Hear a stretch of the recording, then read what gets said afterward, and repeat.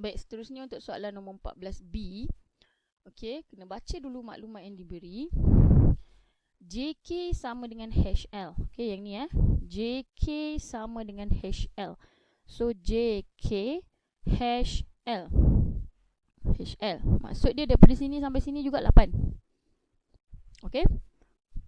Kemudian CD 10. CD daripada hujung sampai hujung 10.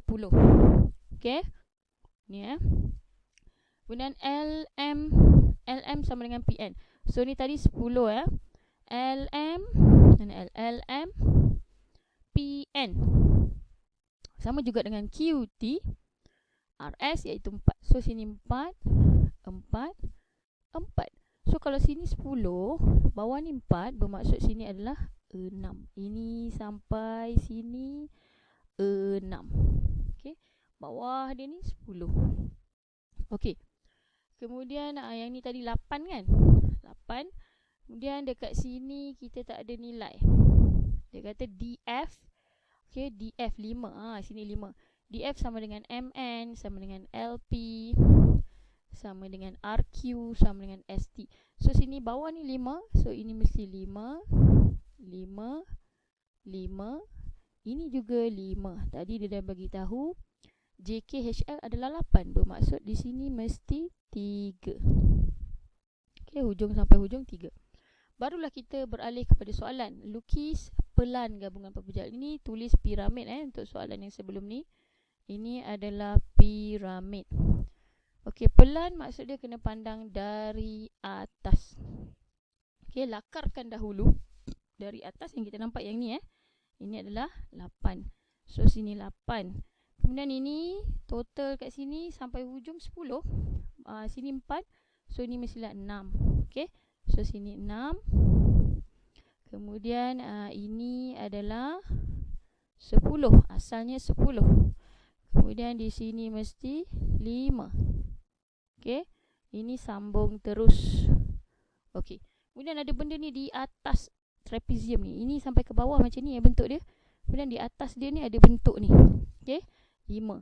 Sini ada 6. 4. Sorry, 4. Maksud dia sini mesti 6. Sebab total dia 10. Okey. So ini mesti tandakan 4. Kemudian tarik sini. Okey. Barulah dia jadi bentuk yang tepat. Okey, dekat sini salah ni. Okey. Sekejap padam sikit. So yang ini bentuk dia kat sini sambung. Okey, ini mesti jarak dia 3 lah. Okey, sebab sini 5. So ini mesti 3. Okey, ini adalah bentuk dia. Nanti lukis gunalah pembaris. Okey, ini adalah pelan, pandang dari atas. Kemudian soalan B dia nak dongakkan dari X. So kita tengok dari X di sini So di sini first kali kita nampak yang depan ni. So lukis yang depan ni dululah. Okey. Lukis yang depan. So kalau kita lukis yang depan, kita akan nampak bentuk dia macam ni. Okey, ini yang atas ni 5. Sini tinggi dia 5 sini 5. Kemudian atas ni pun 5. Okey. So dah dapat yang atas. Yang bawah ni 3 dan 5. So tambah lagi 3. Sini mestilah 5. Okey. Depan ni kita akan nampak bentuk dia. Sini. Kalau mampatkan dari sini ke sini, ke belakang.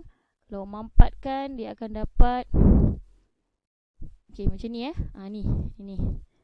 Okey, dia bentuk segi 4 kat sini. Sebenarnya segi 3 ni kalau mampatkan dia jadi bentuk segi 4. Okey, so ini tadi 3. Okey, so kita kena buat kat sini lah. Tambahan sedikit. Ini tadi lebih dia 3 kan? So di sini mesti 3. Yang ni tinggi dia juga 3. Okey, so dapatlah bentuk dia seperti itu. Okey, mesti ukur. Okey, yang cikgu lukis ni tak betul lah. So tapi kena kira lah ukur bentuk dia mesti macam ni. Okey, tidak perlu label hanya perlu ukur dan tulislah berapa cm. Okey, so ini adalah jawapan untuk dongakkan dari X. Okey. Seterusnya kita tengok soalan nombor 15. Okey. Raja 9 menunjukkan jisim bagi 30 orang murid tingkatan 5 dalam kilogram yang dibundarkan kepada nombor bulat. Okey, kemudian Berdasarkan darjah 9, lengkapkan jadual 2 di ruang jawapan. Okey, ini adalah ruang jawapan. So 40 hingga 44, seterusnya 45 hingga, kita kena check lah 40 sampai 44 tu berapa. 40, 41, 42, 43, 44, 5.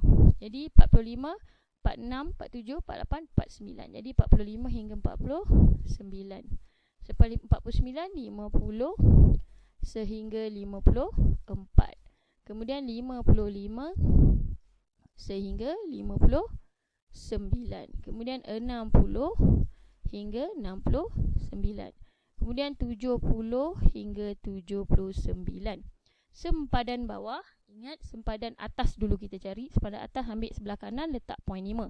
So 44.5,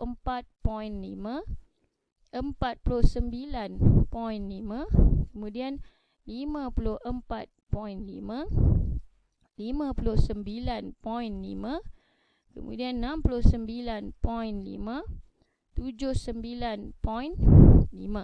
Okey. So sempadan bawah tu apa? Kalau 49 ni, tengok nombor 45 ni sebelum dia. 44 kan? Dia 44.5. Kalau 40 ni sebelum 40 berapa? Sebelum 40 adalah 39. Jadi kat sini 39.5. Kalau atas kita tengok ni terus, tapi kalau bawah kita tengok sebelum. Sebelum dia 44 kan? Jadi 44.5. Sebelum 50 adalah 49. Jadi sini 49.5. Makna kata kita ambil yang kat sebelum ni.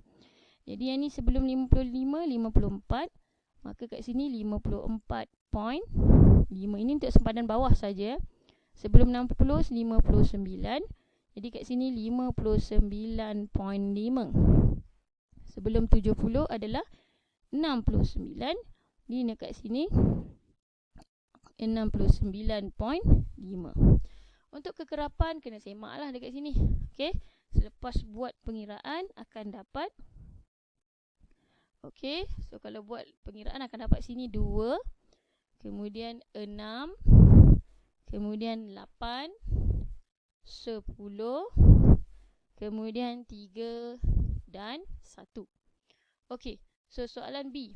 Pada soalan B dia kata untuk ceraian soalan. Okey. Dengan menggunakan skala 2 cm kepada 5 kg paksi mengufuk. Okey, mengufuk tu ingat melintang. Okey, kemudian dan 2 cm kepada 1 orang murid paksi mencancang. Mencancang tu tegak. Maksud dia yang tegak ni CV 1, 2, 3, 4 sampai habis. Paling tinggi nilai kita adalah 10. Jadi sampai 10 lah. Okey. Sini mesti sampai 10. Kemudian dia kata mengufuk 5 kg ni, terus tengok pada soalan dia nak apa? Histogram. Kalau histogram lebih mudah sebenarnya kita ambil titik tengah. Soalan bagi sempadan bawah. Okey. So sempadan bawah, sempadan atas senang jugalah. Kita boleh buat macam ni Okey, so cikgu tunjukkan di sini. Yang ini. Okey. So di sini kita ambil 39 1 2. Okey. So kita mula kat tepi ni lah. 1 2 3 4 5 6 7. Okey. So di sini adalah sempadan ataupun jisim. Kalau ikut soalan ini adalah jisim. Tapi kita ambil sempadan bawah dulu, 39.5. Kemudian 44.5. Kalau guna titik tengah, terus buat kat tengah-tengah Sekarang kita buat sempadan bawah, sempadan atas. Sempadan bawah, sempadan atas. Sini 49.5. Ini adalah 54.5. Yang ni adalah 59.5. Okey, yang ni adalah 64.5. 69.5. Kemudian buat garis. Okey, sampai atas. Cikgu buat lurus buatlah lurus. Okey, so sini 1 2 3, kemudian 4 5 6, sini 7 8 9 dan 10. Okey. Ini adalah kekerapan.